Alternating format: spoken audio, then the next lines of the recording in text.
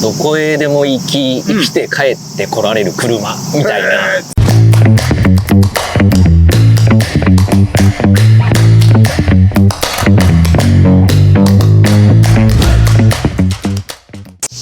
イズ&ウィルズ TV、 今日も始まりました。素敵なオーナーさんとこのかっこいい車に来ていただきました。お名前は？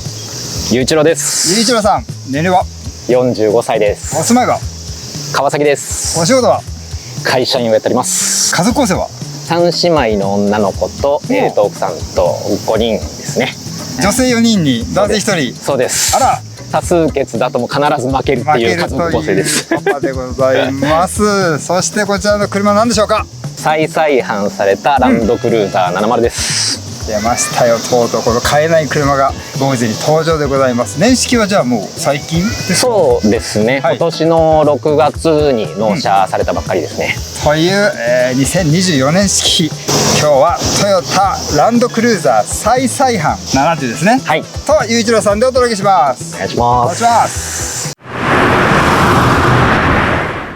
愛車遍歴を教えてください。はい、アルファードで、さらにアルファード、アルファード2台。そうですね、アルファード行って、でハイエース行って、今このランクル70ですね。トヨタ。そうですね、トヨタと出ました。で、なぜこのランクル70に？もともと大きい車が、やっぱ好きっていうのはベースにはあるのかなと思うんですけど。なんか原体験とかあるんですか？そうですね、親父が津田のボンボ、大きい車ずっと乗ってて、割とその大きい車でいろんなとこ連れてってもらった記憶とかもあって、なんかそういうので、大きい車はもともと好きかなっていう感じですかね。ファミリーキャンプすごいやってて、でファミリーキャンプするってなるとすごい結構大きい荷物たくさん積まなきゃいけないっていうのがあったんで、女性4人とゆういちろさん5人ですね。そうですね。なんでそれを全部詰めるってなった時に、アルファードからこうハイエースに変えて、たくさん積めるようにしたっていうのもまず一個あったポイントですかね。そこでハイエース行って、で子供大きくなって、ライフステージもちょっと変わってきて。ちなみにお子さんは何歳？中3双子ですね。双子でございますが、中3の双子のお嬢さんと、でその下が小2ですね。なるほど。それで奥様とゆういちろさん。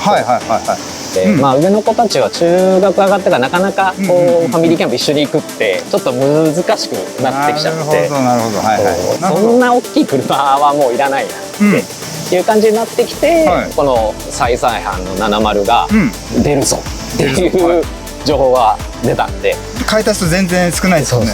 どうやってゲットされたんですか？抽選で、ラッキーでしたね。当選でございますランクル70、どこが好きですか？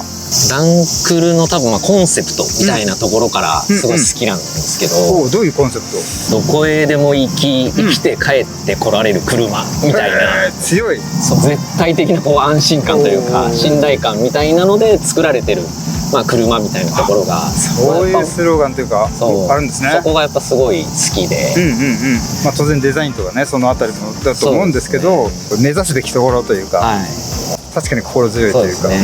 あと今回再々販されて、新しくなったんですけど、昔のランクルのすごいいい部分みたいなデザインみたいなのはちゃんと残しながらも、なんか新しくちょっとデザインが再度された新旧のいいバランス感覚みたいなところがなんか今回すごい良かったなっていうところですごい好きなポイントです。本当に僕見た時にうまいとこをついてきたなと言いますか、こういうバランス取ってきたなって、古めに振ったところあるかなと思いつつも、ちゃんとね新しさもあるところですね。特徴みたいなところはありますか？ランドクルーザーでも特にそのヘビーデューティーっていう路線の本当に武骨でっていう路線の車だと思うんですけど、走りも当然そうですよね。そうですね。そこの力強さみたいなところとか、カクカクしたデザインとか、そういったところっていうのが一番の特徴なのかなと思います。確かに。ディーラーの方ではもうなんか2年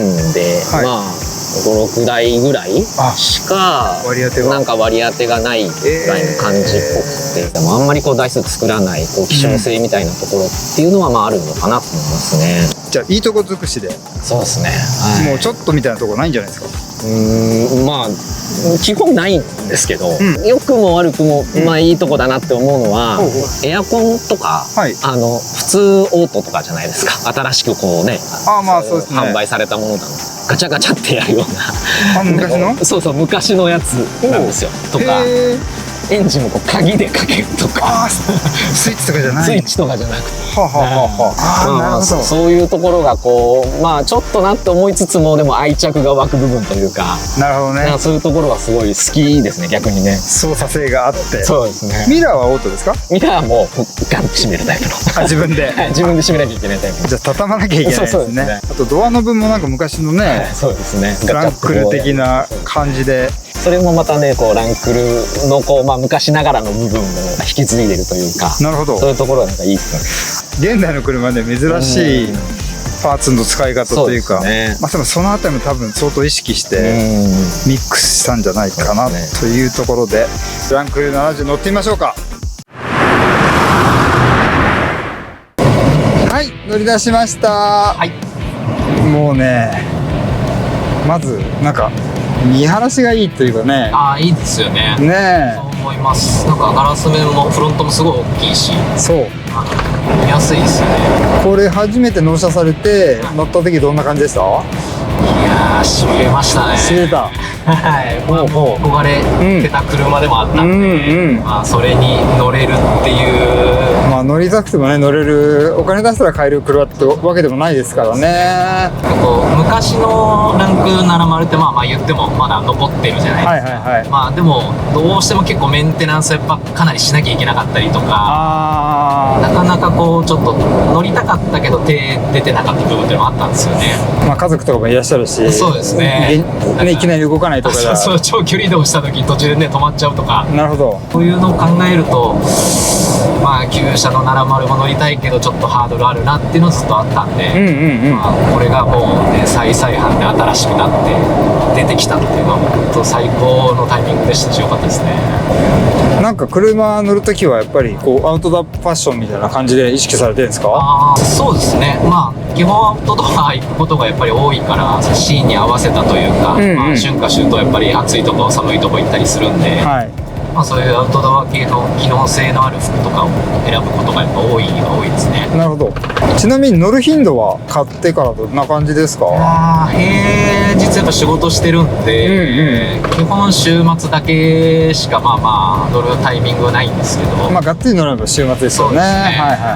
でもなんか乗りたくどうしてもなっちゃうからですよねそうなんか子供たちとかもこう塾行くみたいな、ほんとすぐそこなんですけど、ちょっと乗っけてこうかみたいなもういつもだったら自分で行ったりとか自転車で行ける距離もわざわざ車で送ろうかみたいな。いや気持ちはわかりますどういう場面が似合う車でしょうか？まあね、山とか海とか当然ですけれども。そうですね、でこうデザインが、結構スタイリッシュにはまあなったのかなと思うんで、確かに、結構街乗りとかでも、なんか似合う車にまたなったんじゃないかなと思いますけどね。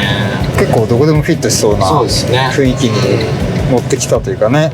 これ白にしたらもう絶対白が良かった。そうですね、もう一択でしたね。どんなシーンにも合いそうだなと思う。なるほど。これどんなエンジン乗ってんでしたっけ？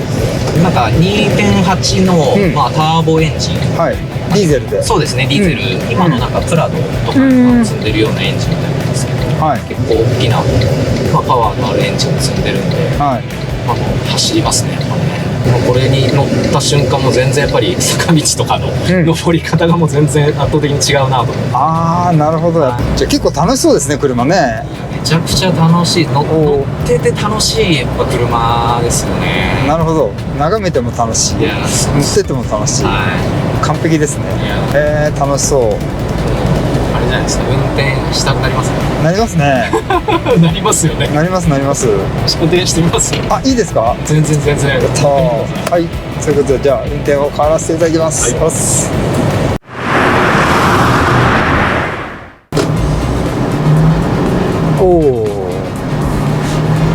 まあ逆にこのディーゼル感が聞こえてくる方がなんか、そうなんですよね。いいですね。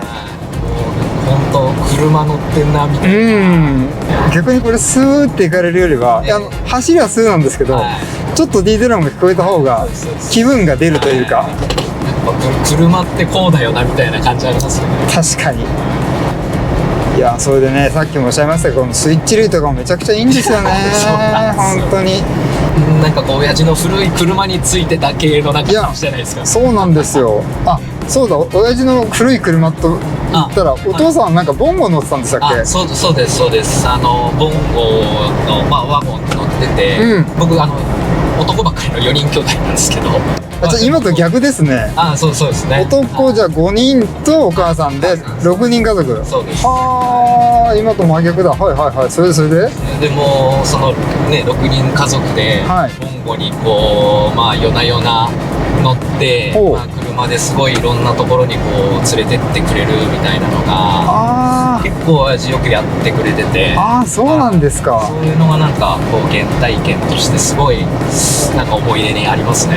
その原体験があってゆういちろうさんもアルファードからハイエースにして、そうですね、キャンプを娘さんたちと奥様と一緒に行って、そうですね、子供たちが、まあ、中学上がってからはなかなかねちょっと忙しくなっちゃったんですけど、小学校ぐらいまではもう本当に毎週のようにしょっちゅう行ってたんで、なるほど。なんか夏休みのタイミングに親父がなんかでかいキャンピングカー借りてきてくれて、まあ、出身愛知県なんですけど、そこからこうなんか岐阜の方上の方抜けて、ぐるっとこう富士山の方まで行って、の方まで来てディズニーランド行ってぐるっとこう帰ってくるみたいな1週間ぐらいのこう旅行をやったんですけど、ロードトリップですね。そう、もうなんかそれがすごいやっぱり僕の中で幼心の原体験としてすごい印象やっぱ強くて、羨ましい。なんかそういうのはやっぱ子供にもやってあげたいなって思いはやっぱずっとありましたね。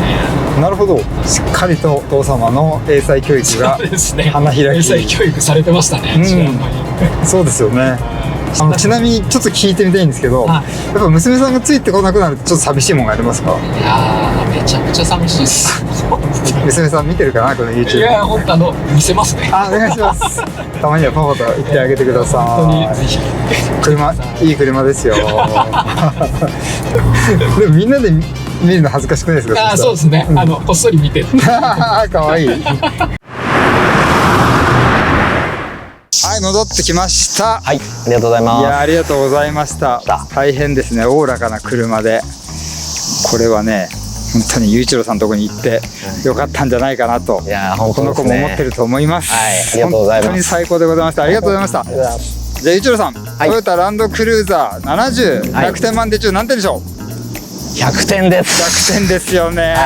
最強すぎますね、本当ね。さっきもいろいろお話ししましたけども、もう目指してるところも完璧にライフスタイルも完璧にフィットされてる、100点以外の何者でもないんじゃないかなと思います。そして最後にこの車乗り続けますでしょうか？はい、もう次の車にします。乗り続けます。はい、毎回最高の回ですが、今回も最高の回になりました。ボーイズ&ビーズ TV、ゆういちろうさんとトヨタランドクルーザー70でございました。